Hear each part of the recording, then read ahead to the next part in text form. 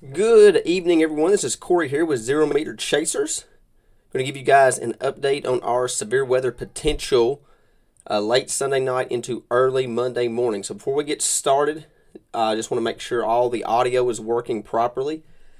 So if you guys don't care to comment in the comment section, make sure everything is good. I know a few lives ago I had some extra music playing in the background that I did not know about. So you guys let me know if you can hear me, if the audio's good. And then while everybody's letting me know about that, if you guys don't care to share this video, the number one goal here at the Zero Meter Chaser team is to keep everybody informed with the latest weather information. And with this, the threat for significant severe weather moving in Sunday night, this is definitely something that we want shared across all social media platforms. If you guys don't care to give it a share, that would be much appreciated. So thank you guys for letting me know that the audio is good. I always like to do a quick audio check. So we're going to jump right into the latest information here. We are expected to see a significant severe weather threat late tomorrow night into early Monday morning. The Storm Prediction Center has increased our risk into a level 3 out of 5. That would be an enhanced risk. Strong cold front's going to be pushing through the area very, very quickly as we head into tomorrow night. Current timing right now, we'll jump into that here in just a second, is going to be anywhere between 9 p.m. to 2 a.m. So it's going to be a nighttime event. A main severe weather threat is going to be damaging straight line winds between 65 to 75 miles an hour. That is going to be the number one severe weather threat with this event. The tornado threat is going to be somewhat low, but anytime you get a line of severe thunderstorms that moves through the area very, very quickly, you can see these quick spin-up tornadoes relatively quickly along that line as it moves through. So tornadoes will be possible, especially the higher threat is going to be a little bit more toward the west. We'll jump into that here in just a second. But again, the main thing with this event is this is going to be a nighttime event, so you're going to need multiple ways to receive those watches and warnings. A lot of people is going to be asleep, or it will be during sleeping hours. So this is going to be that's going to be the number one deal with this whole setup, is it's going to be a nighttime event. So here is the latest Storm Prediction Center outlook. We'll do a zoom out here so you guys can see how this storm looks like from a national perspective. Enhanced risk, this level 3 here, this orange that you see, this is a level 3 out of 5 enhanced risk. My 3 is terrible. Let's try that again. There we go. That's a lot better. This yellow is a 2, and this green is a 1. So you see this level 3 enhanced risk area goes all the way down to Louisiana, Arkansas, Mississippi, Alabama, Tennessee, much of Kentucky, especially the western half, Indiana, Illinois, and Missouri is the states that's going to be in that level 3 risk category. We go in here to the local scale here in Kentucky. You can see basically the entire western half, split pretty much right down the middle, is in this level 3. Then you get into the eastern half of Kentucky. You get this level 2 risk area pretty much all the way over to the hazard area, and then the extreme eastern part of Kentucky is just in that level 1. But the majority of the state here is in that level 3 enhanced risk area. So I'm going to kind of break it down to you here just for a second. Here's the best chance for the tornadic potential, and we'll even zoom in here just a little bit more on the local scale. So basically, this area right here, this is the 10% area. This yellow area, this means that there is a 10% chance for a tornado within 25 miles of any point. So the best chance for any type of tornadic activity is going to be basically from Bowling Green to the west. So if you're west of Bowling Green, you're going to be traveling west of Bowling Green, or know anybody that is west of Bowling Green, that's going to be your highest tornado potential tomorrow. Outside of that yellow area, We have a 10% area, or a 5% area, my apologies, in this brown area. This is pretty much going to be for all of the Greene-Taylor County area that's in this brown. That basically means there's a 5% chance for a tornado within 25 miles of any point. So very low probability for a tornadic threat. Again, the highest probability is going to be west of Bowling Green, the extreme western Kentucky area, your Hopkinsville, Madisonville, Greenville, Murray, Benton, those type areas. That's going to be your best potential for any type of tornadic potential. The wind threat, again, the best chance for severe damaging winds is going to be kind of in that same area. It's going to be west of Bowling Green. Now, this is the area that has the best chance to go into a level 4 tomorrow. I could definitely see this wind threat get moved pretty much right along the I-65 corridor, something along the lines of this. This could be a level 4 tomorrow, and then we could see this 30% area, this red area, come out pretty much all the way to Somerset in future outlooks. So basically with the probabilities here, same scenario. This pink area here, that's a 45% chance for damaging winds within 25 miles of any given point.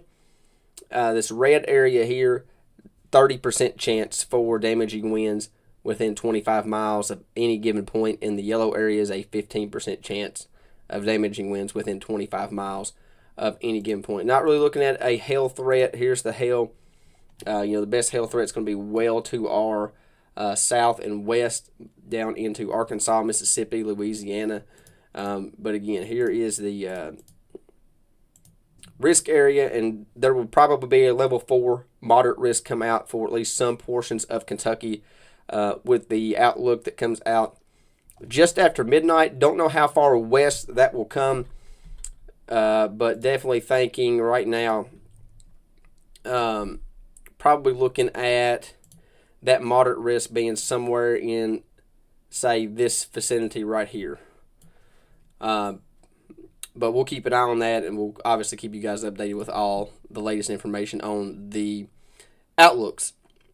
So a lot of people don't know what these risks mean. This kind of breaks it down to you. A level 2 is what we have a lot of the times here. This just means scattered severe thunderstorms are possible, short-lived and not widespread. There is the possibility for some isolated intense storms possible, but your level 3 enhanced risk is what we'll be dealing with for the majority of the areas we head into tomorrow night, into early Monday morning. This means that numerous severe storms are possible, more persistent, widespread. Some of those will be intense. You're looking at a few tornadoes, several reports of wind damage. Again, we're not going to be dealing with a hail threat tomorrow, but the top two there, a few tornadoes, several reports of wind damage is probably what we're going to be looking at for tomorrow. And then again, this level 4 risk, we'll probably see that issued for at least some portions of Kentucky tomorrow. But that's where you get into your widespread severe storms, likely long-lived, widespread, and intense. Could see a couple strong tornadoes, widespread wind damage. And again, we'll probably see this issue tomorrow, but it's probably going to be more for Western Kentucky versus Central Kentucky. But we'll obviously keep you guys updated with that.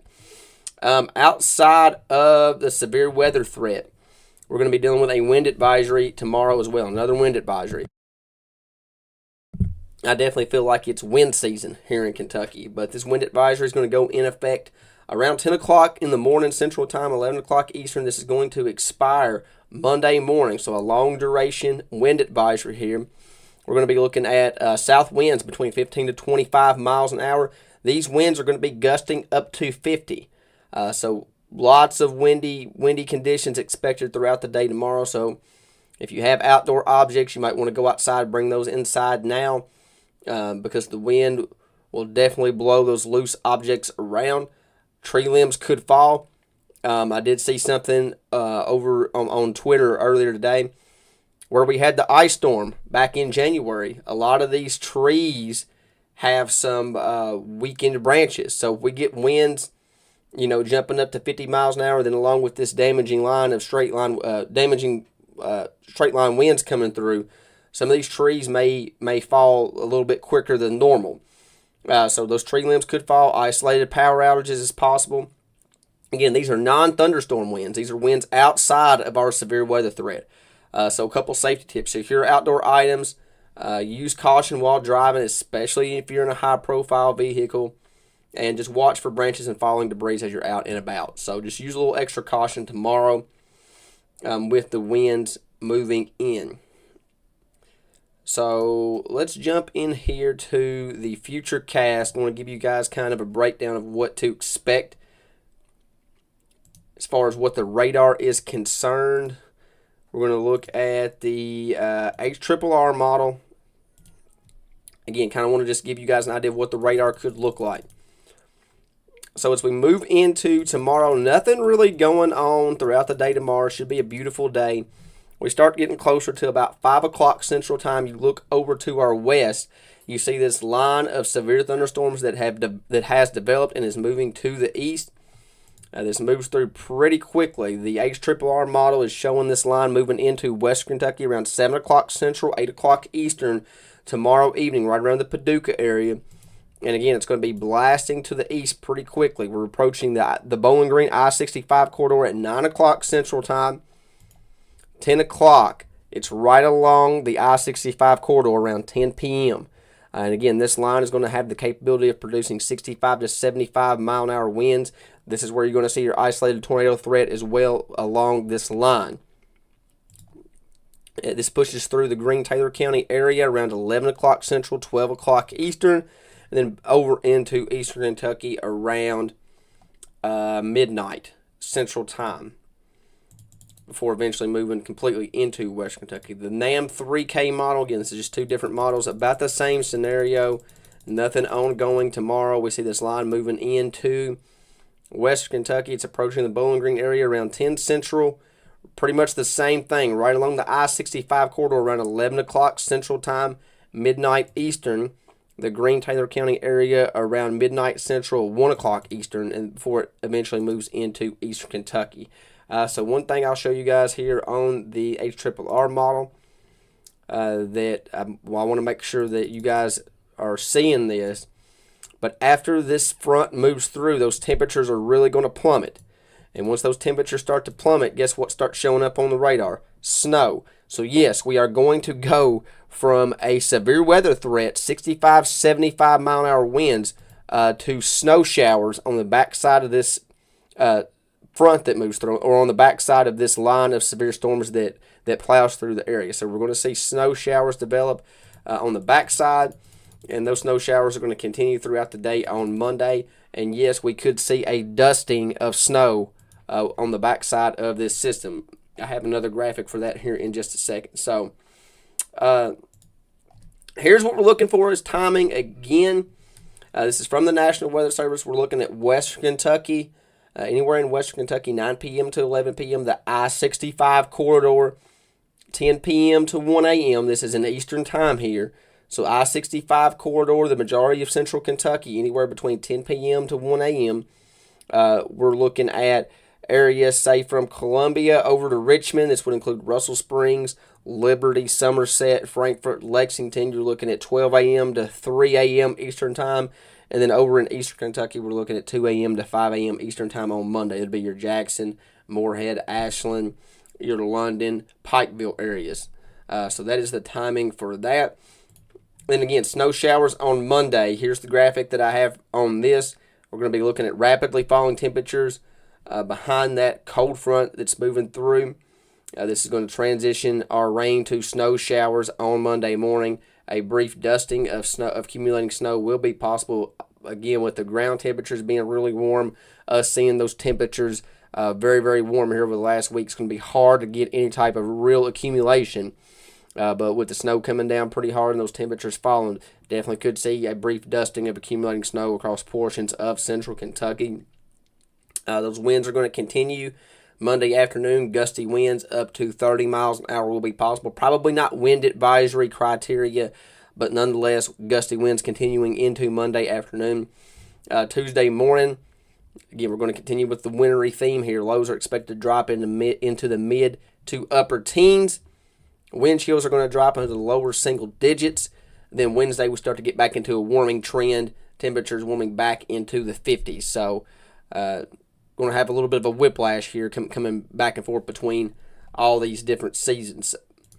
So one more thing, with this being a nighttime event, we want to make sure everybody's prepared for the potential of nighttime tornadoes. Again, you guys know how we work here in Kentucky. Anytime we have severe weather, you're going to see quick spin-up tornadoes 9 times out of 10.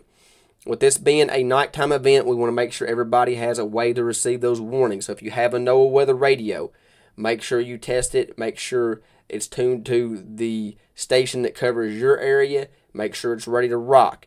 Make sure you know where your safe place is. Go over this with people in your household, preferably today or sometime tomorrow. Like, hey, if there's a tornado warning issued, what is our plan of action? Where do we need to go? And the rule of thumb is, if you have a basement, go to a basement. If you don't have a basement, you want to put as many walls between you and the outside as possible. And if you don't have that, say you live in a mobile home and you don't have nowhere else to go, if you don't have a neighbor's house you could go to, you want to be able to get in a bathtub, get in a closet, put pillows, blankets over top of you. I know this sounds crazy, but helmets. If you got a helmet, whether it be a bicycle helmet, softball, baseball helmet, football helmet, put it on. Because anytime there's a tornado, a lot of the fatalities happen to when you have blunt force trauma to the head.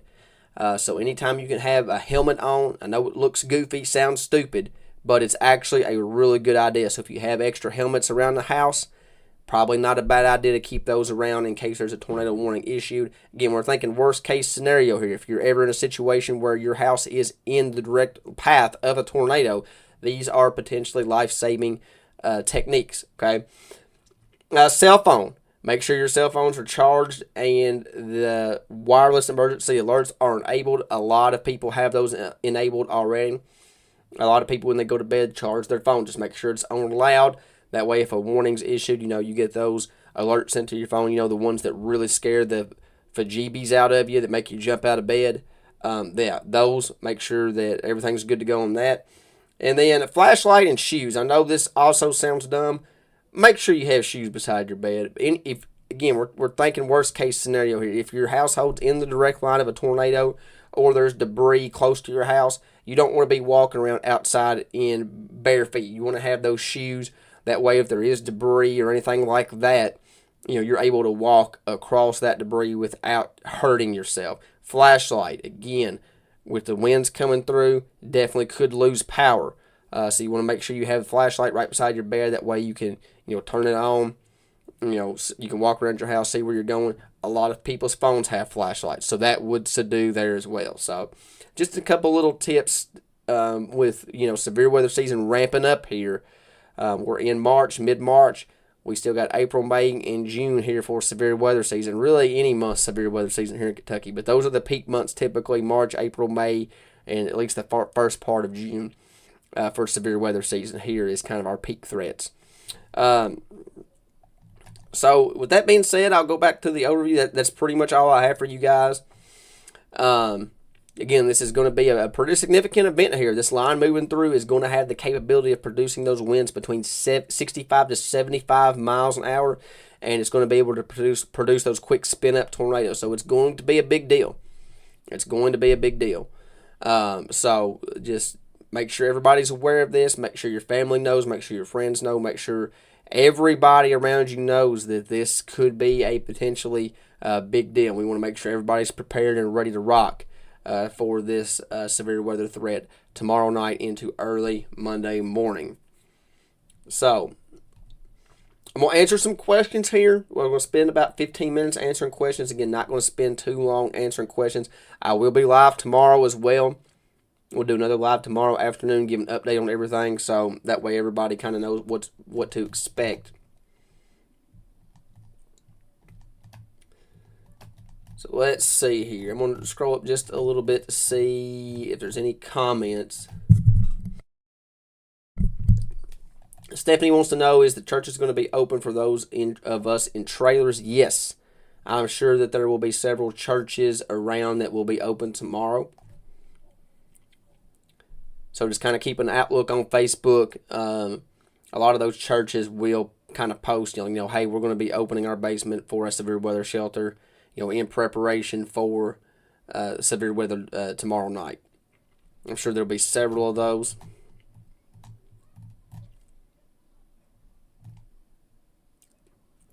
Braden wants to know if I think winds could go above 75 miles an hour. There's a chance. There's a chance that some of the areas along this line do have will have the potential to jump up above 75 miles an hour. Again, not looking at anything much crazier than that. You could get 80, 85, maybe even 90 with some of these straight line winds, but 65 to 75 will kind of be the peak intensity of this line as it moves through.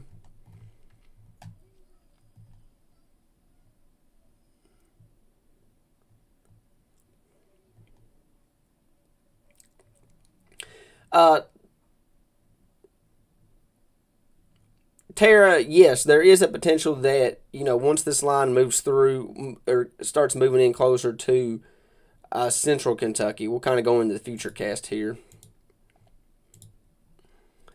Let me go back here to the reflectivity.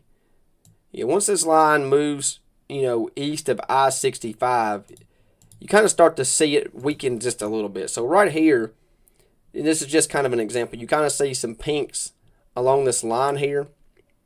When it gets closer to the I-65 corridor, those pinks kind of fall off, and even the reds start to become a little bit more isolated as it gets east of I-65. So definitely, the line will definitely be weakening as it moves east, but still believe that this line, as it moves even east of I-65, I still think we're going to have a really good chance of seeing 60, 65 mile an hour wind gust with that line. I definitely think that the entire line will be severe warned regardless, but I definitely think it will be in a somewhat weakening phase as it moves east of I-65.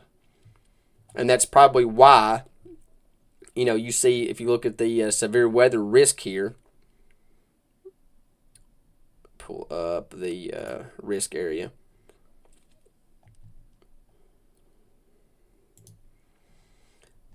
It's probably why when you look at the risk area, it's not probably why, it is why. You see where this enhanced risk is here, right here, where it kind of pretty much right here in central Kentucky. This is kind of where the line starts to weaken and that threat starts to decrease just a little bit as it moves into eastern Kentucky.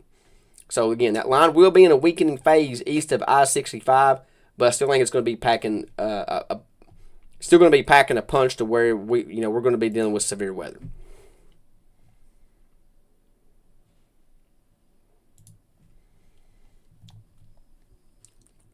Mary, yes, nap tomorrow afternoon so we can stay awake tomorrow night. You're 100% correct.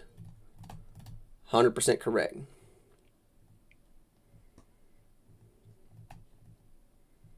Thank you, Wanda. I appreciate that. Appreciate that. I do enjoy my Metcalfe County folks down there for sure.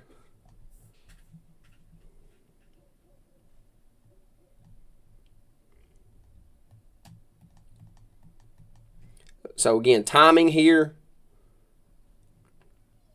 Again, we're looking anywhere between 9 p.m. to 2 a.m. Eastern Time. 9 to 2 Eastern Time for pretty much all of central Kentucky.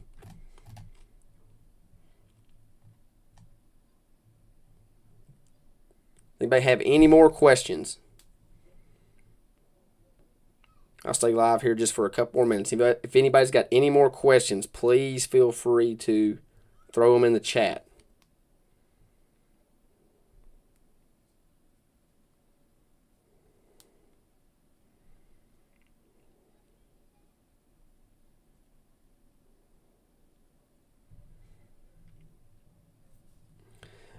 While I'm waiting to see if any more questions come through in chat, again, we will be live tomorrow.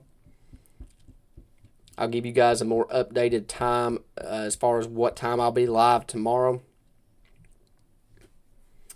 Again, people asking about what time. I have the time legitimately on the screen. Current timing for Central Kentucky is anywhere between 9 p.m. to 2 a.m. 9 p.m. tomorrow to 2 a.m. on Monday. So anybody that's asking for specific times for X location, all of Central Kentucky, same time frame, 9 p.m. tomorrow night to 2 a.m. Eastern Time. 9 to 2. That doesn't mean it's going to be here at 9 p.m. It doesn't mean it's going to be here at 2 a.m. It's going to be anywhere between those time frames. As early as 9, as late as 2. 9 p.m. to 2 a.m. No, Kathy, it'll be the same for Hart County too. 9 p.m. to 2 a.m. All Central Kentucky. It'll be the same time frame.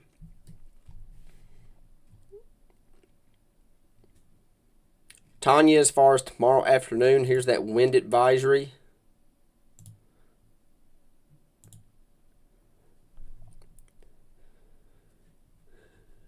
So wind advisory tomorrow afternoon, winds 15 to 25 with a gust up to 50. So if you are driving, use caution, especially in those higher profile vehicles.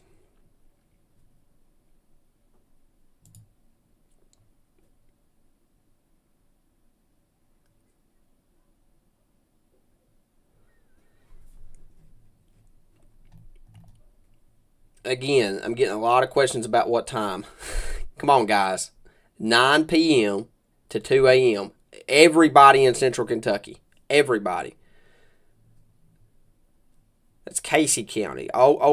Anywhere between Somerset to Bowling Green.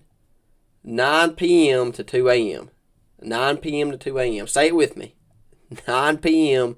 to 2 a.m. tomorrow night into early Monday morning.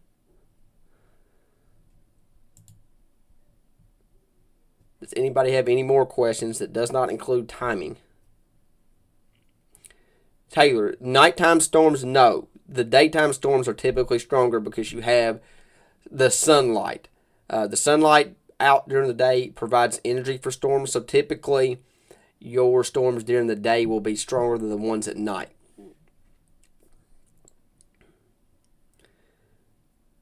Dale wants to know what's my confidence on a tornado touchdown. I think there'll be a couple confirmed tornadoes across the state. Couldn't really say where. Again, the best chance for any type of tornadic activity here. We'll go back to the risk here. The best chance for any type of tornadic activity is going to be over here in Western Kentucky. Over here in this yellow zone. We'll zoom out here just a little bit. I guess I could zoom in just a little bit here too for the local area.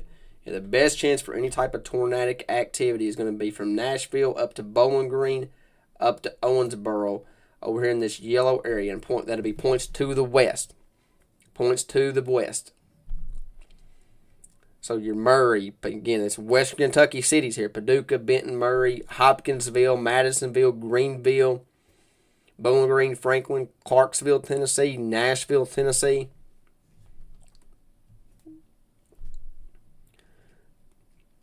That's the best chance for any type of tornadic activity. So I definitely think we'll see a couple spin-up tornadoes confirmed over here.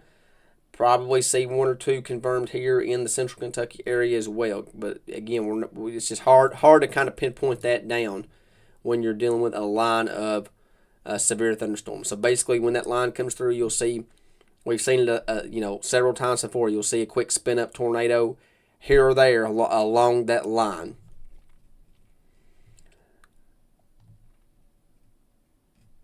Yes, somebody asked for the snow graphic. Absolutely. Let me get the right one here. That's the wind advisory. Here we go. And then just one more time, after this line of severe thunderstorms move through, we're going to be dealing with snow showers. We're going to see rapidly falling temperatures behind that cold front. That's going to cause any rain showers to transition to some snow showers. Again, we're going to be dealing with a brief dusting of accumulating snow. That's going to be possible. Not everybody will see it, but it definitely will be possible. And then we're going to see those temperatures drop into the mid to upper teens with wind chills in the lower single digits Tuesday morning.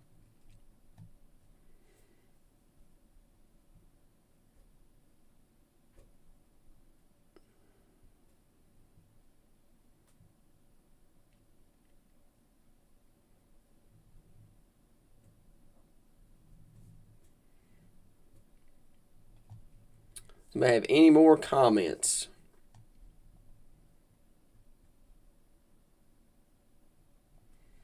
Anytime we see spin-up tornadoes, they're typically not very strong. You're looking at probably EF1, EF2 at the worst case scenario.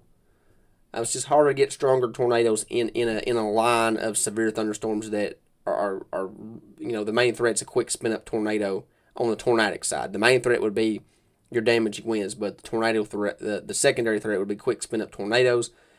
And again, it's just hard to get strong tornadoes in that type of setup. So you're looking at EF0, EF1 9 times out of 10, with EF2 a possibility. But it's harder to get stronger tornadoes than that. But again, tornadic threat's not going to be a huge threat, but definitely still possible. Definitely still possible.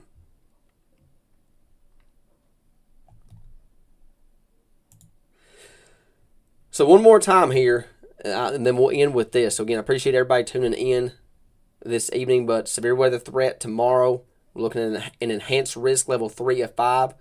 A strong cold front is going to move through the area quickly. Current timing for any type of severe thunderstorm activity here in the central Kentucky area, 9 p.m. to 2 a.m. 9 p.m. tomorrow night all the way through 2 a.m.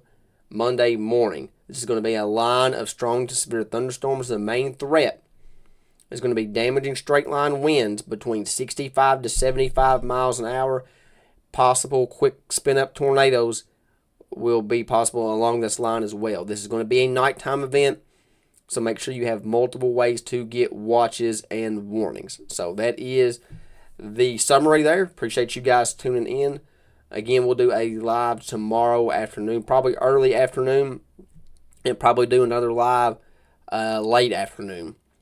Probably thinking anywhere between maybe around 2 o'clock and then maybe sometime around 6 or 7. 2 separate updates tomorrow, give you guys updated information. And then obviously once this line moves through, we'll provide you guys with severe weather coverage until this line moves into eastern Kentucky. So you guys enjoy the rest of the evening. It's a very warm day outside, so enjoy the rest of today. Tomorrow will be a beautiful day as well up until this line moves through. So enjoy the day tomorrow. Again, be windy. So use caution as you're out and about driving. Then please stay weather aware tomorrow and stay up to date with all the latest information. We'll obviously be keeping